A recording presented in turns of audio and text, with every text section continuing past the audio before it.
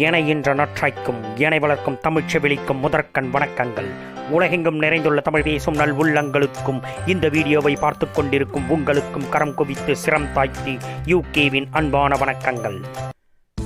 வளரி இந்த பெயர் தமிழ் சமூகத்தின் ஞாபகத்தில் இருந்தே மறைந்துவிட்டது. பொருளும் அழிந்து பெயரும் அழிந்த ஒரு சோகச் சொல். ஆனால் ஒரு காலத்தில் இது வீரத்தின் குறியீடு, விசையின் குறியீடு, பரங்கியர் படையை நடுங்கச் செய்த தென் தமிழகத்து போர் முனையின் குறியீடு. வளரி என்பது பண்டைய காலத்தில் தமிழர்களால் ஆயுதமாக பயன்படுத்தப்பட்ட ஒரு வகை எரி கருவியாகும். வளரி என்ற பெயர் வாள் என்ற பெயரிலிருந்து வந்தது. தொலைவில் இருக்கும் எதிரியை தாக்குவதற்கு சிறந்த ஆயுதம் இது. வளரிக்கு ஒத்த எரிகருவிகளை எரிவலை, திகிரி, வளைதடி, பாறை வலை, சுழல் படை, படைவட்டம் என்று அழைத்தனர். நமது தமிழ் சமூகத்திடமிருந்து திட்டமிட்டு பறிக்கப்பட்ட பல அறிவியல் தொழில்நுட்பங்களில் இதுவும் ஒன்று. மருது சகோதரர்களின் இந்த வளரியை கண்டே பரங்கி படையின் பீரங்கியும் நிலைகுலைந்து போனது. இந்த வீடியோவில் நாம் வளரி பற்றிய அரிய தகவல்களையும் அவற்றின் பயன்பாட்டினையும் அவை எவ்வாறு தமிழ் சமூகத்திடமிருந்து அழிக்கப்பட்டது என்பது பற்றியும் பார்ப்போம். இந்த வீடியோவை ஸ்கிப் பண்ணாம கடைசி வரை பாருங்க. இதில் வரும் பல அரிய தகவல்கள் உங்களுக்காக காத்து கொண்டிருக்கின்றன.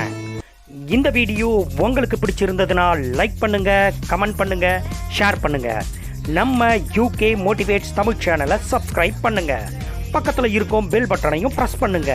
அப்போதான் நம்ம யூகே மோட்டிவேட்ஸ் தமிழ் சேனலில் வரும் எல்லா வீடியோக்களுக்கான நோட்டிஃபிகேஷன் உங்களுக்கு கிடைக்கும். வாங்க வீடியோக்குள்ளார போகலாம். வளரி ஓர் எரியாயுதம். கரையில் இருந்து எரிந்தால் தண்ணீரின் மீது சீவிச் செல்லும் சித்துக்கள் போல காற்றின் மீது சீவிச் சென்று இலக்கை தாக்கும். நின்ற இடத்தில் இருந்து எதிரியை தாக்க பயன்பட்ட வேல்கம்பு.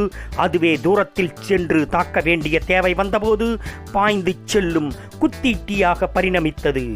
கைவீச்சு வரை போரிட முடிந்த ஆயுதம் இப்போது கையெறியும் தூரம் வரை போய் தாக்கும் பலமான ஆயுதமாக மாறியது. நவீன காலத்தில் துப்பாக்கி ஏவுகணை ஆனது போல வாள் வளரியானதும் அப்படித்தான். நின்ற இடத்தில் இருந்து எதிரியை வீழ்த்த பயன்பட்ட வாள் தூரத்தில் இருக்கும் எதிரியை தாக்க வேண்டிய தேவை வந்தது. காற்றில் சுழன்று பறக்கும் வடிவத்துக்கு மாறியது. நீண்ட வாள் பிறை நிலாவான வளைந்தது. தன்னை தாங்கிப் பிடிக்கும் கைப்பிடியை வாளின் நுனி வளைந்து வந்து பார்த்தபோது வளரியானது. வளரி வீசப்படும் போது விசை குறையக்கூடாது. ஆயுதத்தின் எடை கூடினால் நீண்ட தூரம் வீச முடியாது. குறைந்தால் தாக்கும் திறன் குறையும். அதைவிட முக்கியம், ஓர் இரும்பு துண்டு காற்றில் சுழன்றபடி இலக்கு நோக்கி செல்வதற்கு அடிப்படையான எடை கட்டுப்பாட்டை கொண்டிருக்க வேண்டும். ஆயுதத்தின் மையத்தில் நிலை கொண்டுள்ள எடை அதன் சமநிலையை குவித்து விசையின் பாதையில் துல்லியமாக பயணிக்க உதவுகிறது. வளரியில் துலங்கும் தொழில்நுட்பம் இம்மண்ணுக்குரிய தனித்த சாதனைகளில் ஒன்று.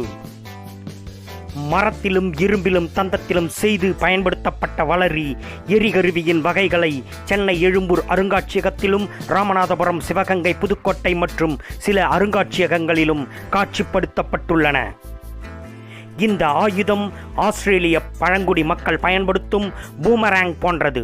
உலகில் இந்த இரண்டு மக்கள்தான் இந்த ஆயுதத்தை பயன்படுத்துகின்றனர் என்று முதலில் கருதிய ஐரோப்பியர்கள் பின்னர் இக்கருத்தை மாற்றிக்கொண்டனர். 18ஆம் நூற்றாண்டில் ஆஸ்திரேலியாவை பற்றி ஆய்வு செய்த சலவைல்கெண்ட் தனது நூலில் இந்த கருவி ஆசிய பகுதியில் இருந்து முதலாக ஆஸ்திரேலியாவுக்கு சென்று தங்கியவர்களால் அறிமுகப்படுத்தப்பட்டது என்கிறார். பண்டைய தமிழர்களால் பயன்படுத்தப்பட்ட வளரி பல்வேறு வடிவமைப்புகளை உடையது. வளைந்த இறக்கை வடிவம் அனைத்து வளரி வடிவமைப்புகளிலும் காணப்படுகிறது. மான் வேட்டையில் பயன்படுத்தப்பட்ட வளரி விலங்கினை தாக்கும் வகையில் வடிவமைக்கப்பட்டது. போரில் பயன்படுத்தப்பட்ட பட்டையான வளரி எரிகருவிகள் துல்லியமான வடிவமைப்புகளையும் கூரான வெளிப்புற விளிம்புகளையும் கொண்டது. தப்பிக்க எண்ணியவாறு ஓடியவரை உயிருடன் பிடிக்க வளரியை எறிவது உண்டு. போர் வீரர்கள் தங்களுடைய கொண்டையில் வளரியை செருகி வைத்திருப்பார்கள். தாக்க வேண்டிய சமயத்தில் கொண்டையில் இருந்து உருவிய வளரியின் தட்டையான கனமுற்ற முனையை கையில் பிடித்து தோளுக்கு மேலே உயர்த்தி பல முறை வேகமாக சுற்றி விரைவாக இலக்கினை நோக்கி எறிவதுண்டு. புதுக்கோட்டை திவானாகிய விஜய ரகுநாத பல்லவராயர் வளரியை எப்படி பயன்படுத்த வேண்டும் என்று நூல் எழுதியுள்ளார். வளரி காற்றில் வேகமாக சுழன்று சென்று இலக்கை தாக்கிவிட்டு எரிந்தவரிடம் திரும்ப வந்து சேர்ந்துவிடும். திரும்ப வரும் வளரி ஆபத்தானது, எரிந்தவரை தாக்க வல்லது. எனவே எரிந்தவர் இதனை கவனமாக பிடித்து கொள்ள வேண்டும். சங்க இலக்கியங்களான புறநானூற்றிலும் நற்றிணையிலும் வளரி பற்றிய பாடல் குறிப்புகள் பல உள்ளன. குறுங்கோல் எரிந்த நெடுஞ்செவி குறுமுயல் நெடுநீர் பரப்பின் வாழையொடு உகழுந்து. அதாவது ஆணிரை மேய்க்கும் கோவலர் பூப்பறிக்கும் போது அங்கு மேயும் முயலை நோக்கி அவர்கள் குறுங்கோல் என்னும் வளரியை வீசுவர். அந்த முயல் தப்பி ஓடி அங்குள்ள பரந்த நீர்நிலையில் வாளை மீனோடு சேர்ந்து புரண்டு துள்ளும் என்பது பாடலின் பொருள். ஆங்கில கிழக்கிந்திய கம்பெனி இந்திய பிரிட்டிஷ் அரசாங்கத்து குறிப்புகளில் வளரி பற்றிய வியக்க வைக்கும் செய்திகள் மிகுதியாக இடம்பெற்றுள்ளன. இந்தியாவின் விசித்திரமான ஆயுதம் வளரி ஆகும். 2 விதமான வளரி வடிவங்கள் இந்தியாவில் பயன்பாட்டில் இருந்தன. பொதுவாக இவை மரத்தினால் தயாரிக்கப்பட்டவை. கனமான மேல்பகுதியும் இலகுவான கீழ்ப்பகுதியும் கூரான வெளிப்புற விளிம்புகளையும் கொண்டது இந்த வளரி. சிவகங்கை சீமையை ஆண்டு வந்த மருது பாண்டியர்கள் வளரி ஆயுதத்தை பயன்படுத்துவதில் வல்லவர்களாக திகழ்ந்துள்ளனர். இம்மன்னர்களின் தளபதியான போர்ப்படை தளபதியும் வளரி எறிவதில் வல்லவருமான வைத்தியலிங்க தொண்டைமான் வளரி எரி படையை வழிநடத்தி உள்ளார். சிவகங்கை அருங்காட்சியகத்திலும் இந்த வளரி காட்சிப்படுத்தப்பட்டுள்ளது. பெரிய மருதுவும் வளரி எறிவதில் மிக்க வல்லவராக திகழ்ந்துள்ளார். இவர்களே ஆங்கில பீரங்கி படைகளுக்கு சிம்ம சொப்பனமாக திகழ்ந்துள்ளார்கள். ஆங்கில கர்னல் ஜேம்ஸ் வெல்ஸ் ஆங்கில கிழக்கிந்திய கம்பெனியின் மெட்ராஸ் இராணுவத்தில் ஆங்கில அதிகாரியாக இருந்தவர். ஜேம்ஸ் வெல்ஸ் 1795ஆம் ஆண்டு சிவகங்கை மருது சகோதரர்களுள் இளையவரான சின்ன மருதுவை அரண்மனை சிறுவயல் என்ற ஊரில் பார்க்கச் சென்றுள்ளார். இவர் எழுதிய இராணுவ நினைவுகள் என்ற நூலை லண்டன் பதிப்பகம் ஒன்று 1830ஆம் ஆண்டு வெளியிட்டது. இதில் சின்ன மருது ஜேம்ஸ் வெல்ஸ்க்கு முதலில் ஈட்டியை வீசவும் வளரி குச்சியை வீசவும் கற்றுக் கொடுத்தார். வளரி வேறெங்கும் அறியப்படாத ஆயுதம். ஆனால் வளரி கலையில் தேர்ந்தெடுத்த ஒரு வல்லவரால் 100 கஜத்திற்கு உட்பட்ட தூரத்தில் உள்ள எந்த இலக்கை நோக்கியும் குறிதவறாமல் வீச முடியும் என்று ஜேம்ஸ் வெல்ஸ் தனது நூலில் குறிப்பிட்டுள்ளார். பாளையக்காரர்களுடன் நடந்த போரில் இதே வளரியை கொடிய இயல்புள்ள ஆயுதமாக கம்பெனி படை எதிர்கொள்ள வேண்டியிருந்தது. பாளையக்காரர்கள் வளரி வீசுவதில் வல்லவர்களாயிருந்தனர். கம்பெனி இராணுவத்தின் பீரங்கியை எதிர்த்து போரிடும் துணிச்சலை வளரி பெற்று தந்தது. கொரில்லா போர் முறையில் பயன்படுத்தப்பட்ட வளரி கண்ணிமைக்கும் நேரத்தில் பறந்து வந்து கம்பெனி படை வீரர்களின் தலைகளை அறுத்து உயிர்களை பறித்தது. கம்பெனி வளரியை கொண்டு அஞ்சி பின்வாங்கியது.